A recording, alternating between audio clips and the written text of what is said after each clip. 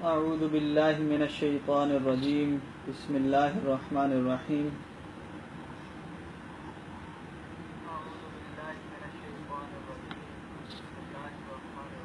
وتعاونوا علی البر والتقوى ولا تعاونوا علی الاثم والعدوان واتقوا اللہ ان اللہ شدید العقاب۔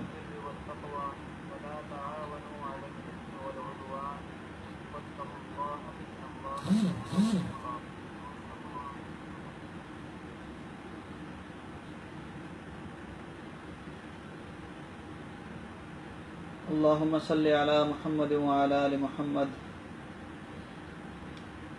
کما صلیت علی ابراہیم وعلی آل ابراہیم انک حمید مجید۔ اللہم بارک علی محمد وعلی آل محمد کما بارکت علی ابراہیم وعلی آل ابراہیم انک حمید مجید۔ رب اشرح لی صدری ویسر لی امری واحلل عقدۃ من لسانی یفقہوا قولی۔ رب زدنی علما رب زدنی علما رب زدنی علما۔ السلام علیکم ورحمۃ اللہ وبرکاتہ۔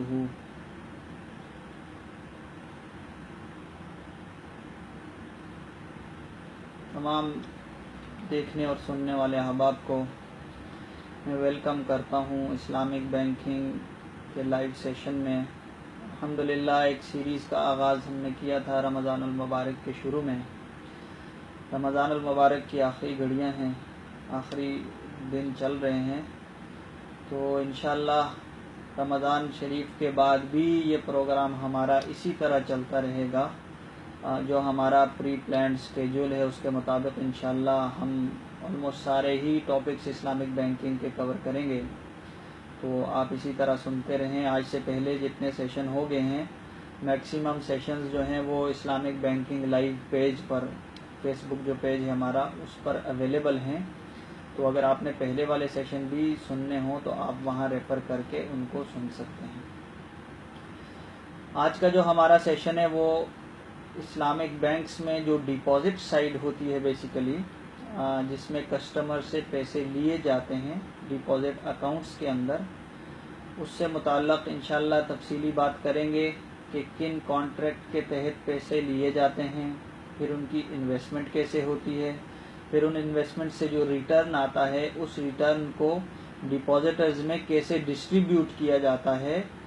آج انشاءاللہ سارے کا سارا جو ڈپازٹ سٹرکچر ہے بیسیکلی کسی بھی اسلامک بینک کا، اس کے اوپر ہم انشاءاللہ تفصیلی بات کریں گے۔ اس سے پہلے جو ہمارا پہلا لیول تھا جو بالکل انٹروڈکٹری لیول تھا، اس میں تھیوریٹیکل سائیڈ ہم نے میکسیمم لیول پر جا کر کور کیا، اور اس کے بعد جو لاسٹ سیشن تھا ہمارا وہ اسلامک بینکنگ کی فائنینسنگ سائیڈ تھی کہ لوگوں کو جو فنڈز چاہیے ہوں تو وہ مرابحہ کے تحت کیسے ان کی فائنینسنگ نیڈ کو پورا کیا جا سکتا ہے۔ تو آج ہمارا جو سیشن ہے وہ صرف اور صرف ڈپازٹ سائیڈ کے اوپر ہوگا، ڈپازٹ سائیڈ کو ہم ڈسکس کریں گے۔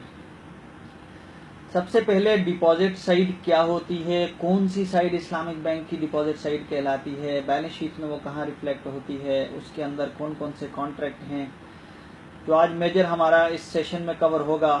اس میں پہلے تو بریف انشاءاللہ ہم بریفلی ڈیٹیل انشاءاللہ انٹروڈکشن کریں گے ڈپازٹ سائیڈ کا، اس کے ساتھ ساتھ کون کون سے مین ڈپازٹ اکاؤنٹس یوز ہوتے ہیں اسلامک بینکس میں ان کو ڈسکس کریں گے۔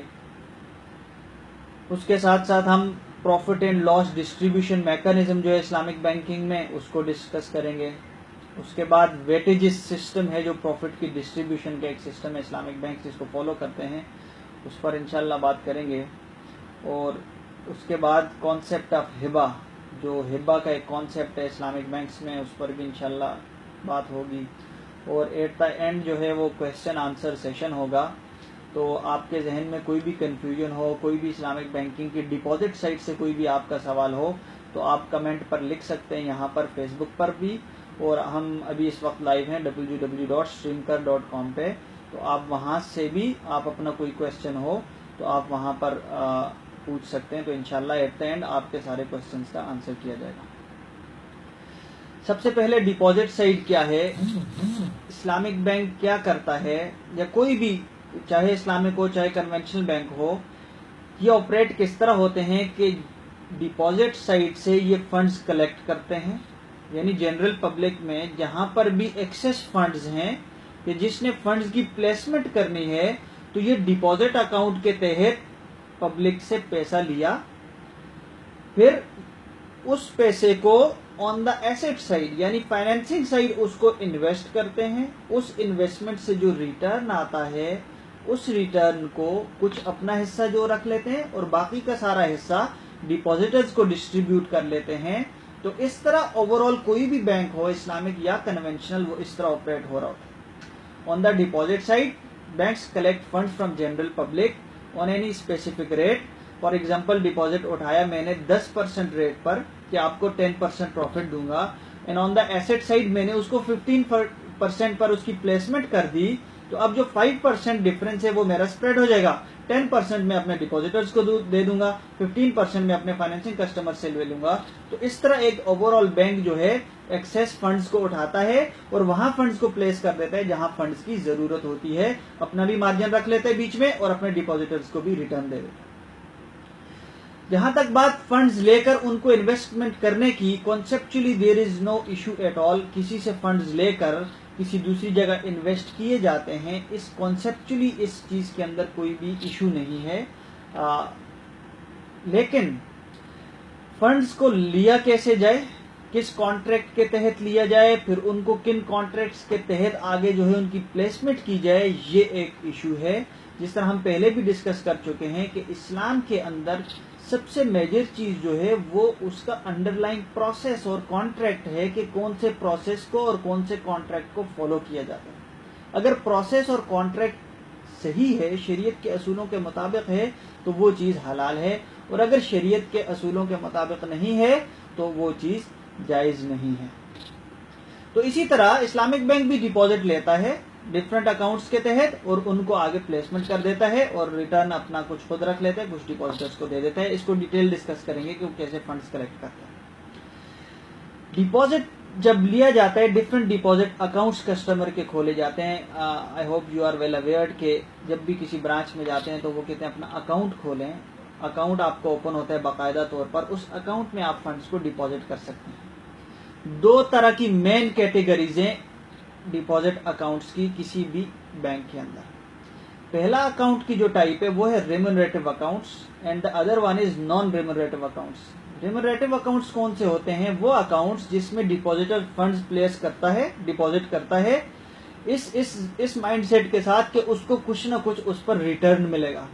اب جب بھی وہ کسی ڈپازٹ اکاؤنٹ میں فنڈ پلیس کرے with the intention to earn any profit, وہ والا اکاؤنٹ جو ہے وہ ریمونریٹو اکاؤنٹ ہوتا ہے. On the other side non remunerative accounts ہیں اسلامک بینکس میں. فار ایگزامپل کوئی فنڈز پلیس کرتا ہے لیکن اس کی کوئی انٹینشن نہیں ہوتی وہاں سے کوئی بھی پروفٹ ارن کرنے کی، جسٹ فنڈ پلیسمنٹ ہوتی ہے سیونگ پرپز کے لیے، یعنی اس پر نفع کمانے کا مقصود نہیں ہوتا اس کا، صرف جتنا پرنسپل اس نے فار ایگزامپل 1 لاکھ روپے ڈپازٹ کیے 1 لاکھ روپے وہ ودرا کر لیتا ہے، اس پر کوئی ریٹرن نہیں لیتا. اس طرح کے اکاؤنٹ کی جو نیچر ہے ان کو ہم نان ریمونریٹو اکاؤنٹس بولتے ہیں. اب اس کے اندر 3 میجر کیٹیگریز ہیں ریمونریٹو اور نان ریمونریٹو اکاؤنٹس کی. 4 بھی ہیں لیکن عمومی جنرل اگر ہم ڈسکس کریں تو 3 ہیں. First one is saving account. کسی بھی بینک کے اندر سیونگ اکاؤنٹ کھولا جاتا ہے. وہ اکاؤنٹ ہوتا ہے جب ڈپازٹ ہولڈر جو ڈپازیٹرز ہیں وہ اپنے فنڈز پلیس کرتے ہیں with the intention to earn any profit. وہ جو اکاؤنٹ ہوتا ہے اس کو ہم سیونگ اکاؤنٹ بولتے ہیں. میں پاکستان کے پرسپیکٹو سے یہ ساری بات کر رہا ہوں. اس کے ساتھ ساتھ کرنٹ اکاؤنٹ ہوتا ہے کہ جب بھی کوئی ڈپازیٹر فنڈز پلیس کرے اس کی کوئی انٹینشن نہیں ہوتی اس پر کوئی ریٹرن ارن کرنے کی، تو اس کیس کے اندر جتنے فنڈز پلیس کیے، فار ایگزامپل 1 لاکھ روپے اس نے پلیس کیے کرنٹ اکاؤنٹ کے اندر، تو 1 لاکھ روپے وہ ودرا کر سکتا ہے، اس کو اس پر کوئی ریٹرن نہیں ملتا. تو اس طرح کے اکاؤنٹس جو ہیں ان کو کرنٹ اکاؤنٹ بولتے ہیں. سیونگ اکاؤنٹ میں ریٹرن ارن کر رہا ہوتا ہے، کرنٹ اکاؤنٹ کے اندر اس کو کسی قسم کا ریٹرن نہیں مل رہا ہوتا. اگین میں بتا رہا ہوں یہ پاکستان کی اسلامک بینکنگ انڈسٹری کے مارکیٹ سے میں اس کے پرسپیکٹو سے یہ بات کر رہا ہوں. ڈفرینٹ کنٹریز کے اندر ڈفرینٹ اکاؤنٹ ہیں. وہاں کچھ ایسے اکاؤنٹس بھی ہیں فار ایگزامپل سیونگ اکاؤنٹ ہیں لیکن کرنٹ اکاؤنٹ ہے، کرنٹ اکاؤنٹ پر بھی نفع مل رہا ہے. کچھ ایسی کنٹریز ہیں پلس سیونگ اکاؤنٹس ہیں وہاں پر نفع نہیں مل رہا ہوتا. میں ابھی جو بات کر رہا ہوں دس is specific to Pakistan market. And third one is we have investment accounts के कोई डिपॉजिटर फंड्स रख लेता है फॉर द लॉन्ग पीरियड, वो चाहता है कि मुझे अभी फंड्स एक्सेस हैं, मुझे इन शॉर्ट टर्म चाहिए भी नहीं, तो वो 5 साल के लिए, 7 साल के लिए, 3 साल के लिए long term investment point of view से फंड्स प्लेस करता है किसी भी बैंक के अंदर। लॉन्ग टर्म इन्वेस्टमेंट होती है तो वहां से रिटर्न भी उसको ज्यादा मिल रहा होता है। तो इस तरह सेविंग अकाउंट जो होता है वो नॉर्मली ऑपरेट हो रहा था, उससे फंड्स विड्रॉ भी हो सकते हैं, डिपॉजिट भी हो सकते हैं, करंट अकाउंट में भी ऐसा ही है। लेकिन investment accounts normally for the longer period होते हैं, फॉर एग्जांपल 3 इयर्स की प्लेसमेंट कर दी, 5 इयर्स की प्लेसमेंट कर दी, 7 ईयर की प्लेसमेंट कर दी। तो इस तरह ये 3 अकाउंट्स जो है मेजरली वो इसके अंदर ऑपरेट हो रहे होते हैं। प्लस कुछ सर्टिफिकेट्स होते हैं डिफरेंट बैंक्स के अंदर, फॉर एग्जांपल कन्वेंशनल बैंक की बात करें तो वहां टर्म डिपॉजिट्स सर्टिफिकेट्स होते हैं, या टर्म डिपॉजिट रिसीट्स जिन्हें हम TDRs बोलते हैं वो होते हैं।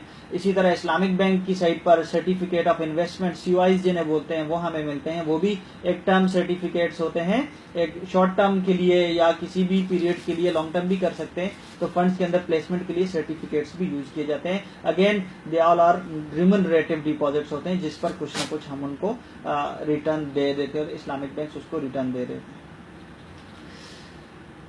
अब कौन कौन से कॉन्ट्रैक्ट जो हैं वो कन्वेंशनल बैंक यूज करता है अपने डिपॉजिट कलेक्ट करने के लिए, और कौन कौन से मोड, शरिया मोड इस्लामिक बैंक यूज करता है अपने डिपॉजिटर से फंड्स कलेक्ट करने के लिए। सबसे पहले मैं कन्वेंशनल बैंक की बात करूं तो कन्वेंशनल बैंक में भी सेविंग अकाउंट होता है, कन्वेंशनल बैंक में भी करंट अकाउंट होता है, कन्वेंशनल बैंक में भी टर्म डिपॉजिट्स होते हैं, for the longer period investments भी होती हैं।